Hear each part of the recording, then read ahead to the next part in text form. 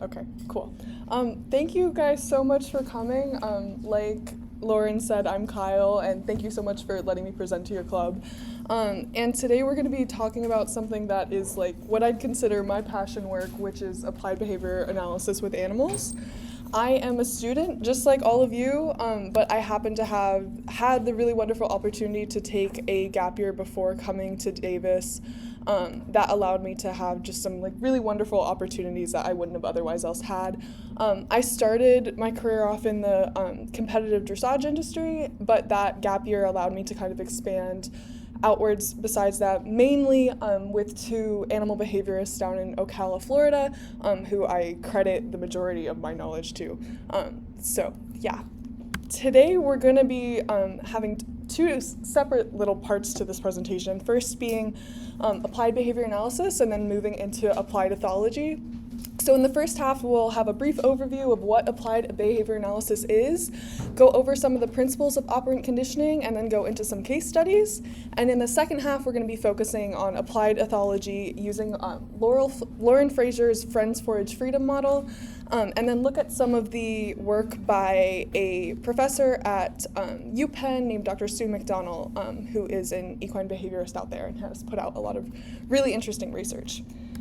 So what on earth is applied behavior science? If you've ever taken NPV 102, you've probably seen this definition before. Behavior as defined as any internally coordinated or externally perceivable pattern of activity that responds to changing internal or external conditions. We can condense this to be just what a response to stimuli looks like. The two most important pieces of this definition are going to be that it is an internally coordinated thing and that it is based in a pattern of activity. So with animals, we don't have a common language that we can use for that. So in applied behavior science, we rely on these patterns of activities to be able to make that common language. We can't just ask what they're thinking. So again, if you've taken any psychology or NPV class, you've probably seen this guy before, B.F. Skinner, and from his research, we gained a lot of what we know today about operant conditioning. I would like to just put a disclaimer that today we're going to be talking about how we can use operant conditioning to improve welfare. A lot of Skinner's early experiments were not doing that. There was some shock therapies involved in some of his early experiments, including like the Skinner boxes. But nevertheless, we will be using the gifts of his research to be able to improve welfare. So this table is going to be our quadrants of operant conditioning. In the top left column is going to be positive or adding something.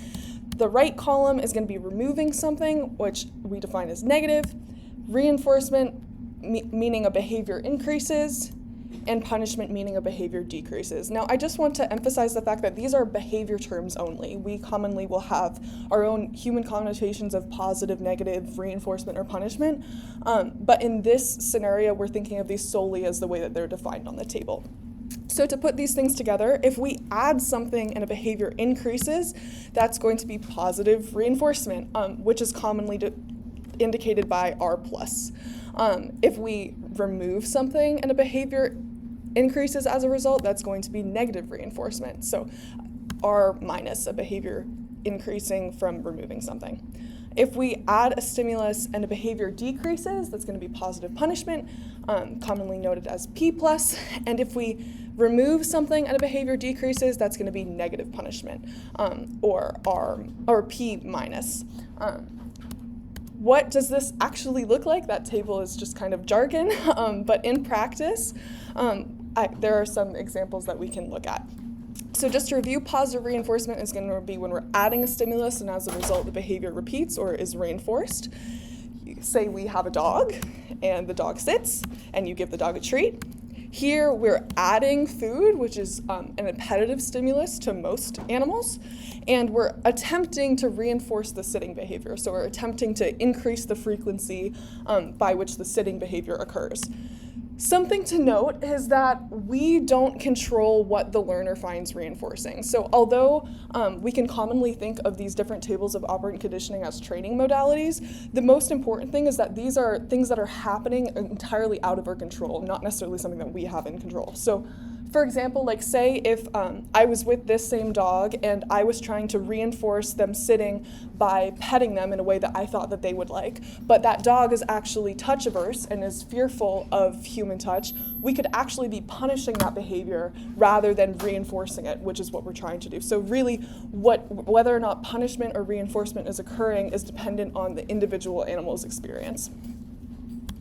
Moving on to negative reinforcement. To review, negative reinforcement is removing a stimulus, and as a result, the behavior repeats or is reinforced. I'm going to be using a human example here because something to note is that applied behavior analysis applies to all species, so it's not just going to apply to one animal or one specific species of animals, but quite literally every species that exists, which is one of the reasons it's so cool. So if we have an alarm clock, your alarm clock is going off, you turn over and you slam on your alarm clock because it's so annoying. And in this situation, we are removing the annoying alarm sound, and getting up and reaching over to turn off your alarm is likely reinforced. Something to note about negative reinforcement is that in negative reinforcement, there already has to be a stimulus present to remove. And when we're thinking about reinforcement and behavior repeating, if we have to remove a stimulus, it is likely that that stimulus is going to be aversive if you want it to go away. So something to note when we're thinking about what training modalities we want to use in behavior modification. Moving on to positive punishment. To review, positive punishment is adding something, and as a result, the behavior repeats less or is punished. Say you come home and your dog has torn up their bed, and you're so mad, and so you yell at your dog, and in hopes that your dog is not going to tear up their bed anymore. In this situation, we've added a stimulus of yelling, and we're hoping to punish or reduce shredding behavior. Something to note in this scenario is that particularly with animals, we often cannot control what the learner feels is punished, especially if that punishing stimulus is not occurring directly after or at the time of the behavior that it's aimed at. So like say in this scenario, if that dog shredded their bed up 4 hours ago and you come home and you see that their bed is shredded up and you yell and scream at them, we don't have a neurological basis to be able to tell that they're able to pair the stimulus of you yelling at them to the behavior of them shredding the bed, which happened 4 hours prior. So really something important to note when we're thinking about, again, like what training modality we'd be wanting to use for behavior modification. Lastly is negative punishment.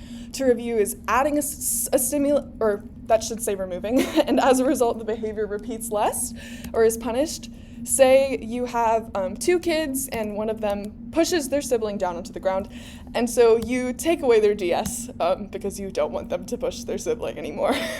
In this scenario, we've removed the DS privileges in hopes of reducing the sibling pushing behavior, and something else to note here is that to get a behavior to decrease by removing something, it's almost always occurred that the thing removed is appetitive to the learner. So if you're trying to get something to stop and you're taking something away, it's almost always going to be the case that the thing you're taking away is something that the learner wants or desires. And again, because we're working with punishment here, particularly with animals, it's that same scenario of what are we able to actually pair the behavior to the stimulus that you're removing, especially if they're not occurring almost simultaneously. Okay, that was a lot of jargon. How on earth do we apply this to working with animals? Understanding how reinforcement and punishment operate can really give us a common language when we're looking at behaviors that we wouldn't otherwise understand with the animals we're working with. I know that when I learned about all of this, some of the behaviors or complex behaviors that seemed really daunting with some of the horses I worked with in the past became a lot more simple in my mind, because why it was happening is just simply it's being reinforced in some way. I might not know what is reinforcing that behavior, but it's the black or white thinking that made it a little bit easier. I just know it's being reinforced. It doesn't have to be so, crazy and chaotic as it can sometimes feel. Importantly, what each species and individual finds reinforcing is going to differ. But generally, some rules to follow is just that reinforcement is going to lead to an increase in behavior. Punishment, like we said, of not entirely knowing how we can pair the stimuli, is going to be a little bit less predictable unless you're having those two things happening almost simultaneously. Okay, so operant conditioning with animals, we'll often see operant conditioning used to train wonderful behaviors like this, or like this, which are very, very, very cute. But today we're really going to be focusing on how we can use operant conditioning to improve welfare, because it truly has the power to do so astronomically when we're applying it in ways that give animals more choice and can counter-condition things that they would otherwise find aversive.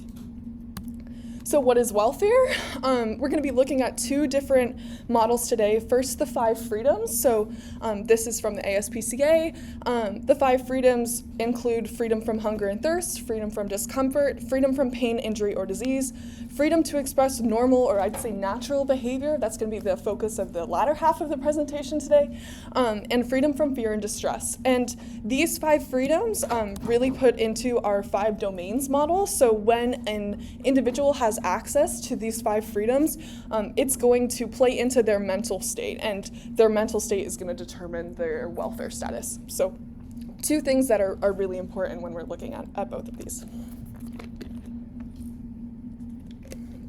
Okay. So some case studies. This is Ladino. He is a Lusitano stallion down at Silver Moon Iberians, where I completed my mentorship. And here is a much more goofy photo of Ladino. And like I mentioned, when I was down in Ocala at Silver Moon Iberians or Equilightment, I was under Jessica Ward, who has her master's in applied behavior analysis, and she is who I credit most of my knowledge to. And we work with Ladino every day. He's one of the horses on our farm.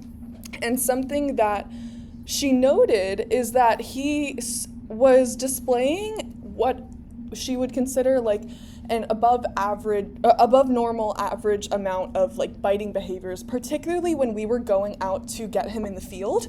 And she noticed that he would go to reach out to bite specifically when we were reaching towards him, like as to touch him.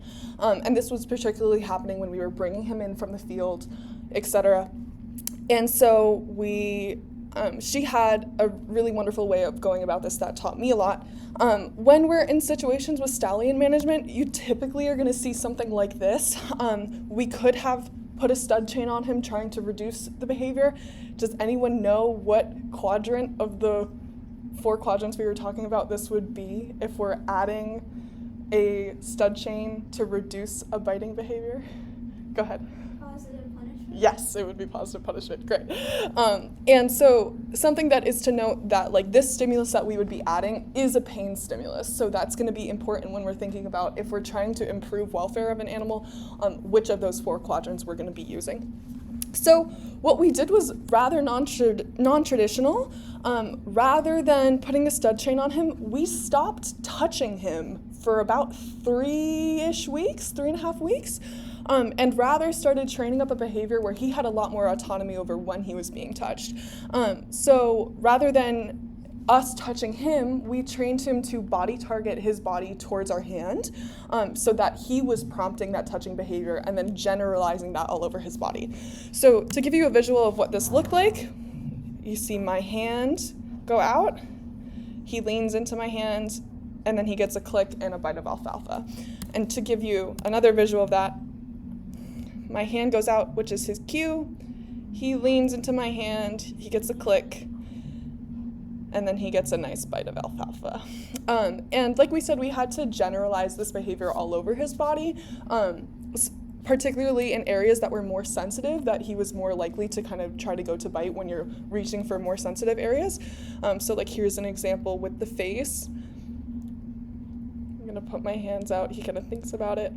Then he puts his head down to target my hands, and then he gets a nice bite of alfalfa. And then something to note here is that I'm in his stall here. He's got a hay bag right here. He has part of the things that we do to improve welfare is really giving them as much choice as possible. So although I'm going in with the intention to do something to help him, he might not know that, and he has the option to interact with me or not in this scenario. And something else is that after doing this for that 3-week period where we were really not touching him, and if we were touching him, we were doing it in a very specific area so that he understood what was happening each time. He started, when we were in the training sessions, he'd turn around and he'd kind of really gently back up, with his little booty towards you, and we were like, this doesn't feel like a kick threat. He was asking for butt scratches. He wanted his butt scratched. And so it really was able to turn touch into something that was really aversive to him to something that was really reinforcing again, which was really beautiful to watch, and just really nice to be able to improve his welfare in a way that we wouldn't have otherwise been able to do without this knowledge of behavior. So this is an example of what we'd call counter conditioning. So we can alter reinforcement history by doing things like this. We're giving them more choice, where we're making something that was once a negative a positive thing again, which alters the brain on a physical level. Here is a journal that recently came out in 2020 about this topic. This would be a whole other presentation, but I just wanted to include this in here just so that you guys know that there's stuff that you can look into that we have access to as students if you're interested in something like this. So the applications of all of this are pretty endless. I'm going to go over a couple more examples. I took out the cat, dog, squirrel, monkey, jaguar examples because this is an equine club, but that's just to say that this is applicable with pretty much every species that you can think of. So this is my mentor Jess working with a horse we had at the farm down at Equienlightenment named Strider, and here she is training him to put his head through this noseband, which is a precursor for him being able to put, there we go, sorry, for him being able to put his nose into a halter or a bridle. Strider didn't have a extremely negative experience with head stalls or bridles or anything beforehand, but this is really important, especially to be able to train with horses that do have a really negative association with some of the things that we would consider very common in the horse world, particularly Mustangs coming out of kill pens, stuff like that, that are more likely to be afraid. This can be really, really, really powerful to being able to make a very positive experience with things that are likely going to be a part of their daily lives. This is Becca Whitman and Ginger, who is so kindly here with us today. And here Becca has trained her mare Ginger to take her medication on command and by herself. If you have ever tried giving oral medication to a horse that doesn't want it, you know how difficult that can be. It's a tug of war that you're never going to win, and it's not fun for you and not fun for them. So being able to train this is pretty wonderful. And I think Ginger's just going to get the last of her regimen here. And you can see that she's pretty enthusiastic about it, very calm, doing it entirely by herself, which can be pretty mind-blowing if you haven't seen something like that before, but very wonderful. And then lastly, I wanted to show a video from an equine behaviorist in the UK named Dorothy Heffernan. She so kindly allowed me to play this here for you guys today, but this is just going to give a little bit more of an overview. It's a compilation of trainers and some of their work with horses, so it's going to work. We'll see some examples of, we can train trailer loading with this, we can train what we'd see as traditional dressage without ropes, whips, or spurs, anything like that.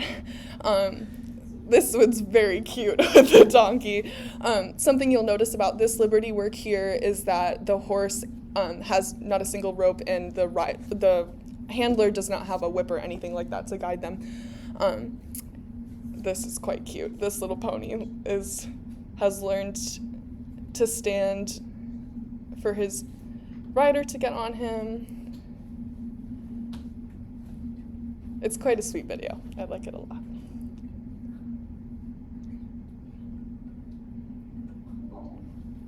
I'm doing a little Spanish walk. Oh, hello.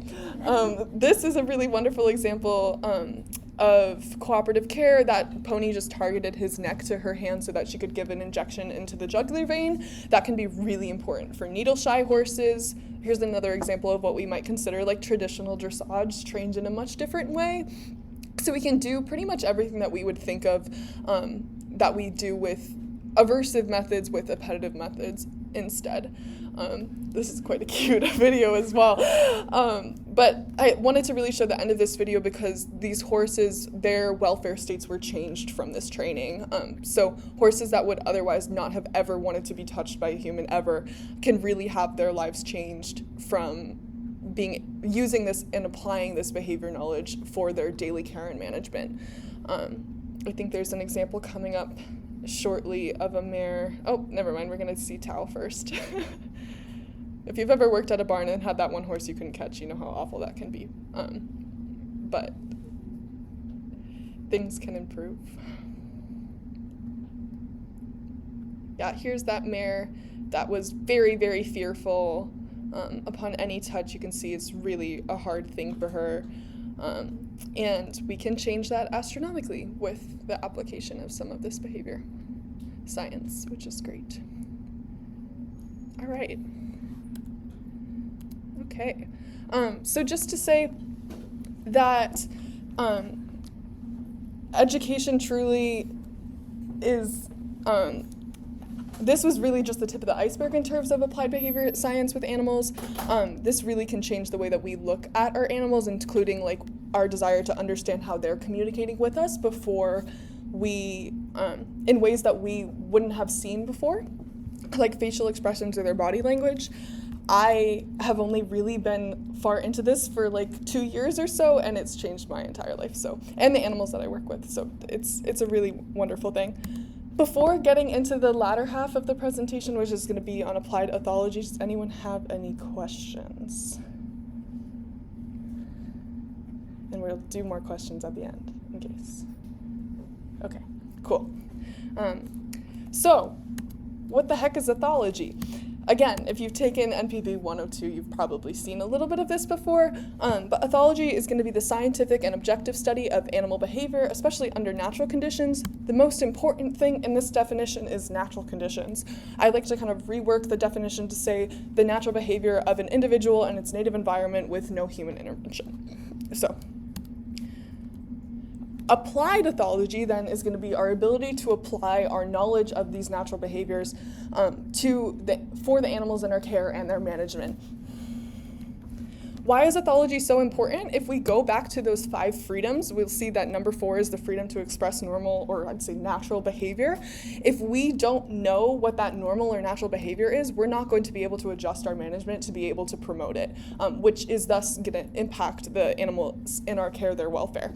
So, something really important when we're thinking about how we care for and manage the horses or other animals in our care. What does applied ethology look like with horses?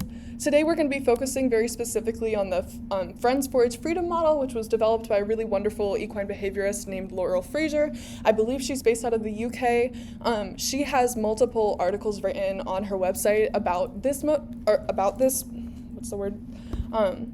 model. And I highly recommend looking into them because she does a really great job of explaining, but I'll be explaining a little bit more in my own words today.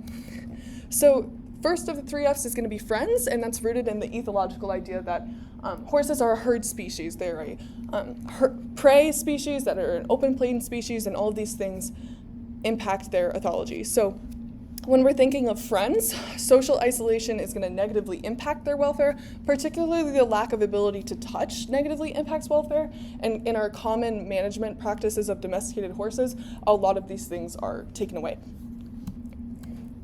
There's a lot of recent science out about this, especially in the horse world. There seems to be a big push to move more towards welfare-centric practices. And so, I believe this journal is just from March of this year. And there's a lot of really wonderful studies that we can be looking at. And when I kind of started my divulge into this is when I gained access to these resources through the UCD library. So Science Direct and Elsevier and PubMed and all that jazz, we have access to as students, which is a really incredible opportunity to be able to look into some of this stuff. Just in this study, they found that social contact reduces stereotypies in horses. Stereotypies are going to be those repetitive behaviors that can be really harmful to the horses. Horses with social contact show fewer negative behaviors with humans, are less vigilant when groomed, and their emotional state is improved. So These are really important findings, especially for the way that we manage the horses in our care, especially even like on a university level. We have a lot of horses here, so good things to note. To do some comparing and contrasting of the natural or ethological conditions that horses would be living in versus socially isolated conditions that they're commonly living in domesticated management. In natural or ethological conditions, we're going to see mutual grooming and grazing. They're going to move together and complete essentially all activities together as a herd. So whether that's grazing, they will graze together, they will lay down to rest together, they will go to drink together, they will sleep together, they will get back up to go and graze together, they will move together. Movement is going to be a really key factor later in the presentation. And these are all really important things, is the fact that they do this as a group, almost as like a superorganism. Secondly is that natural or ethological structures of herds of horses have varied social structures, meaning that they're going to be a mixed gender and mixed age group. And this is going to result in proper social development of young horses. So foals that are born in natural or ethological conditions are going to be able to get all those play and like really kind of intense behaviors that we'd see like if you're managing horses as like the kind of on top of you behaviors out with other young horses, whereas they're also going to learn social boundaries from the older horses in their herd.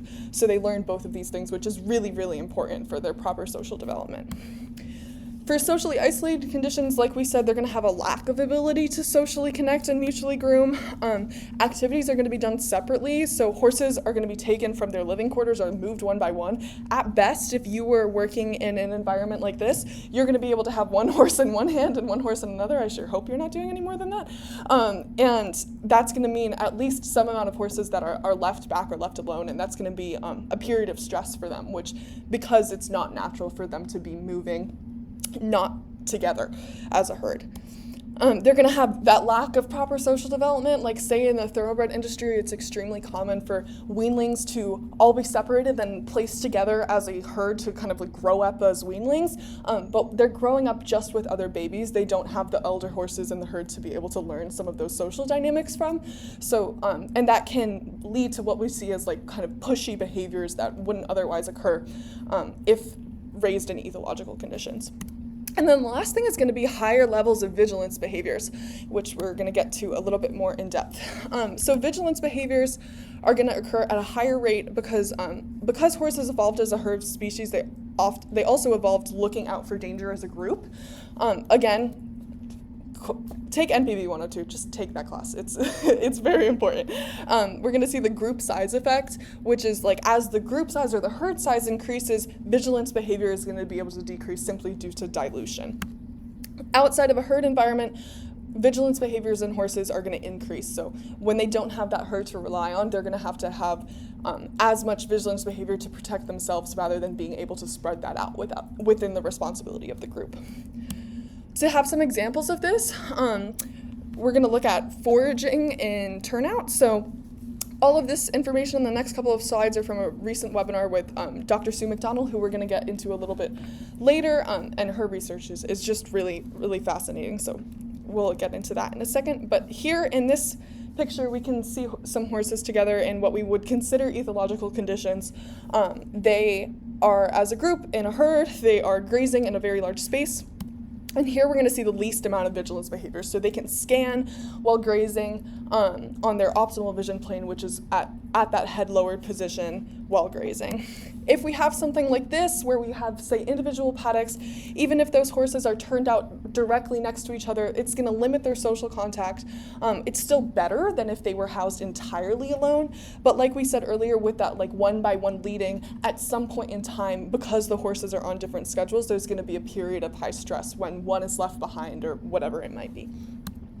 For stalled horses, if we have stalls where the mesh goes from the very bottom of the stall all the way to the top, they're going to be able to see each other while they're grazing on their hay, or while they're foraging on their hay, if that hay is placed on the ground, and they're not going to have to lift their head to do vigilance behaviors or scanning, whereas in stalled horses, what we'll see is they'll take some bites of their hay on the ground, lift their head to chew it and swallow while they're looking around, and go back and do the same thing, which can have a negative effect on the body, particularly through like that swallowing while their head is up, which we're going to get to in a second.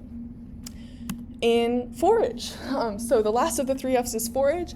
This is a study from a research article of semi-feral stallions in Iceland, and what they found was that these stallions were spending 77% of their daily time budget grazing. Just to put that in perspective, 77% of 24 hours is over 18 hours of grazing overall. And these are stallions, so they're going to be doing behaviors that some other members of the herd wouldn't be. They're going to be a little bit more vigilant because they're going to be patrolling and like mating behaviors and stuff like that. It's going to take a little bit more of their time. So we may even see a higher number than this in other members of the group.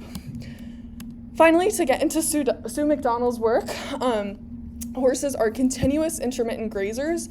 Dr. Sue McDonald, she manages a herd of semi-feral ponies up at UPenn at the Havenmeyer Equine Behavior Center. They have a lot of really fabulous publications for free in PDF form on their website that I think are really worth a read because they can really help contribute to our knowledge of this research and our ability to improve welfare by using applied ethology.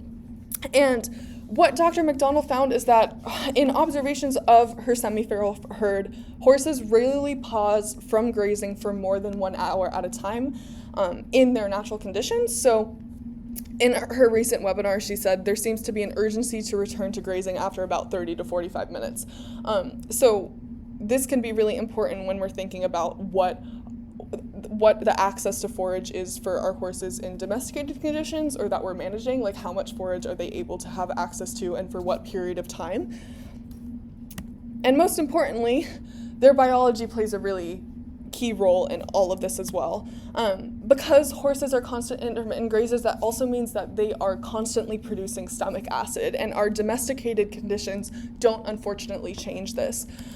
So they can produce up to 16 gallons of stomach acid per day, and without the adequate forage that they would typically be getting in their natural conditions, they don't have a suppressant for that stomach acid, which is going to lead to ulcers. And in her recent webinar, Dr. McDonald also said that 75% of horses that come in for ulcer screening have ulcers. So what we can take from this is that without near constant access to forage and roughage, horse like they would have in their natural environment, we're going to see the likelihood of ulcers shoot up. A little bit more on some important anatomy and biology. In natural conditions, we're probably going to see horses grazing about somewhat like this. Obviously, this isn't a entirely natural conditions. This is a pasture somewhere and a very pretty garden in the background.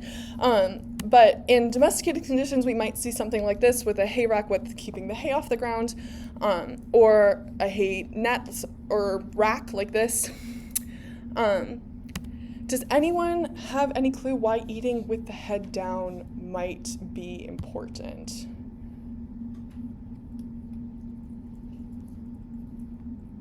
That's okay.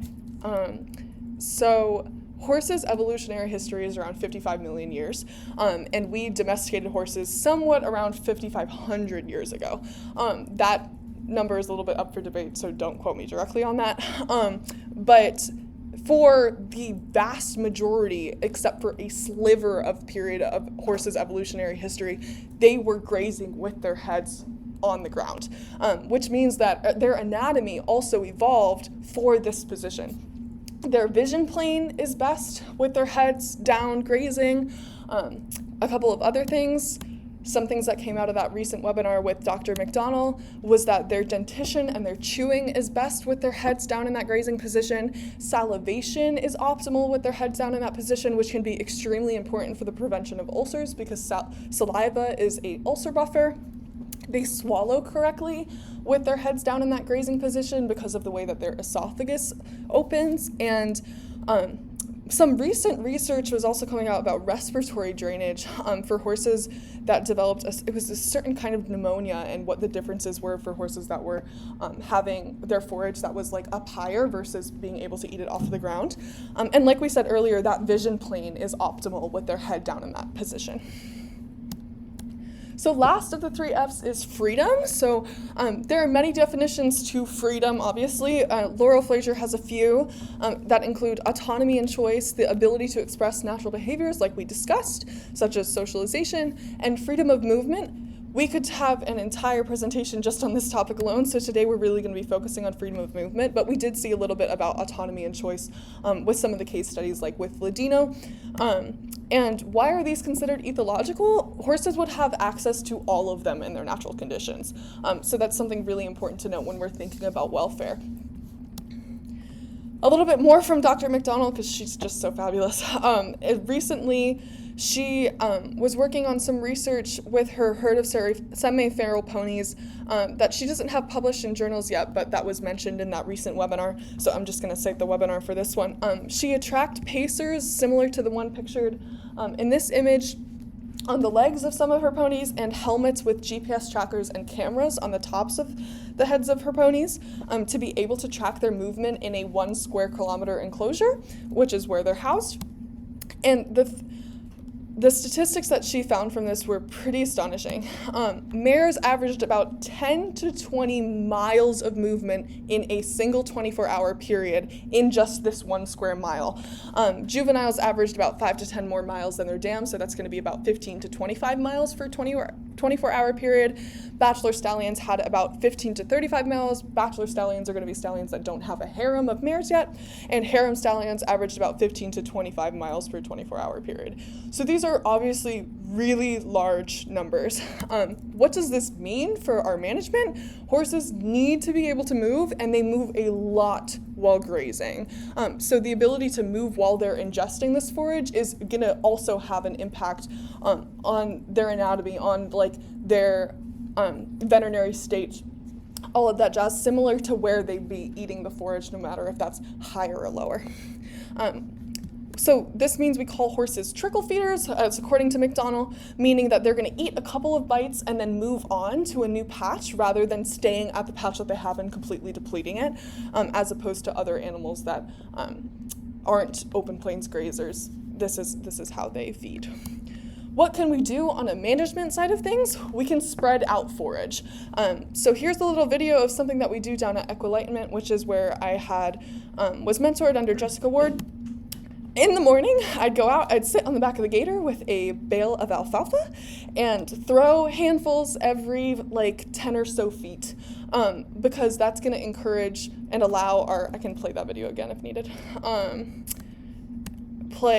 that's going to encourage and allow our horses to be able to engage in that natural behavior of taking a couple of bites and then moving on. We only do this in the winter, so in the summertime when there's super lush grass, they're not going to need to do that, but in time periods where you'd otherwise be supplementing hay in typically one place, this is a really wonderful alternative to that is a little bit time intensive, but something important of this is we also provided ample forage outside of the spreading. So obviously if we were to try to spread enough hay that they would be able to eat all 18 hours that they need, that would probably take 10 hours in itself. So this allowed them to be able to go about that natural behavior, and then we still had hay huts with ample hay provided so that they could continue foraging if they were to go through all of the alfalfa. So yeah. Something else that we can do, this was also from that recent webinar, it's just from a study about 35 years old. I searched and searched and searched for the study and I could not find it. So I'm just going to be citing Dr. McDonald's webinar for this again. This study looked at stall weaving, which is a stereotypic behavior that can sometimes be developed by horses where they will stand at a wall or a gate or something and they weave back and forth like almost uncontrollably. And so what they did here was they placed hay around the perimeter of the stall rather than in one pile in a corner or something. And the horses that were stall weaving, as opposed to stall weaving, they spent more time taking a few bites, moving to the next batch of hay, taking a few bites, moving to the next batch of hay, which is a much more natural, of course, movement for them to be able to do. Of course, a little bit less natural in a stall because that's such a confined space, but still being able to improve their welfare by being able to promote that natural behavior. Super important. As promised, how can you get involved in any of this? I hope I piqued your interest even just a little bit. I have a little bit of a passion project that I started about 1.5 years ago called Equus Educated. It's an educational database where I tried to compile as much of this scientific information to make it accessible to the average horse person. Obviously, not all of us have the wonderful opportunity to be able to have complete access to things like Science Direct, Elsevier, PubMed, where we can see all of these recent science articles and be able to interpret them also, because that's a whole another ballgame. So what I do here is compile a lot of that information in as much of a user-friendly format as I can, and publish it onto this website. Of course, the only things that I can be publishing for summaries and stuff like that is open access resources, which is part of the whole mission, is to be able to make it, of course, as accessible as possible. So I'm using as limited paid resources as possible so that it's entirely open to the public. And I have been kind of a one-man show for this for the last year and a half, and I could really use help because I'm not able to do much just by myself, especially as a student. I mean, we're all struggling a little bit. So I would be looking for like 1 to 3 or so co-writers that might be interested in doing some of this. And then secondly, is a potential interest group. Like if this is something that you'd like to see more of, like I said, this is really just the tip of the iceberg, and there's so much more. Lauren so kindly said that I could still promote this, even though of course this is a club. But if this is something that you're interested in, I have a QR code that you can fill out, especially if you're interested in being a writer for Equus Educated. There's a spot on that form there, so that QR code will give you a link to that. And thank you so much for listening. Is there any questions I could answer? Yeah, sure. Okay, about this is the last questions about the Equus Educated. Mm-hmm. What will be the time commitment for the? I have honestly just been doing this as the time allows for me, because. So just whatever. Yeah, I mean, I think I'd try to have some goals of like how many journals we're able to go through in like, say, a week or month format. But obviously we're all students and have a lot of commitments, so I'm just trying to be able to spread as much education as possible. Anything else? Okay, well, thank you so much for coming. I appreciate it.